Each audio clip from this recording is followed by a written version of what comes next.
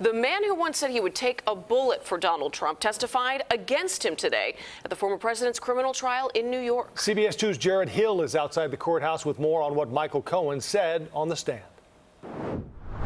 Joe and Marie, Michael Cohen is the witness for the prosecution with intimate knowledge of these hush money payments. On the stand today, he detailed a scheme that he says was meant to hide unfavorable stories to help former President Trump ahead of the 2016 election. What do you have to say? Michael Cohen, Donald Trump's former longtime personal lawyer and fixer, took the stand Monday. You plan on telling the truth? In his testimony, Cohen detailed so-called catch-and-kill operations to quash unfavorable press about his former boss. Cohen implicated Trump in a 2015 effort to kill a false negative story a Trump Tower doorman had been shopping. Cohen testified that Trump told him, quote, "Make sure that this story doesn't get out. You handle it." The prosecution has to portray Cohen as a fixer who was, the henchman to Donald Trump, close to him, set on, doing his dirty work. Cohen's $130,000 payment to adult film star Stormy Daniels is at the heart of the case.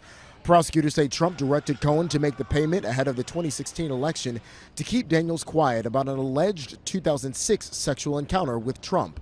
Prosecutors say Trump then engaged in election fraud by classifying checks Cohen received as legal payments when they were really reimbursements for the Daniels deal meant to sway the election.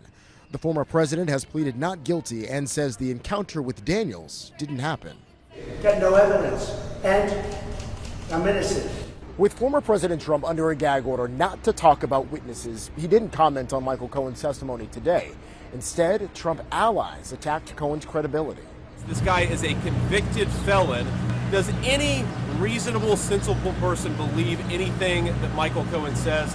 I don't think that they should. Michael Cohen has admitted to lying under oath. He also served jail time on federal charges related to these payments. The prosecution is expected to continue its questioning tomorrow, and then the defense will have an opportunity to cross-examine. Reporting in New York, I'm Jared Hill for CBS 2 News.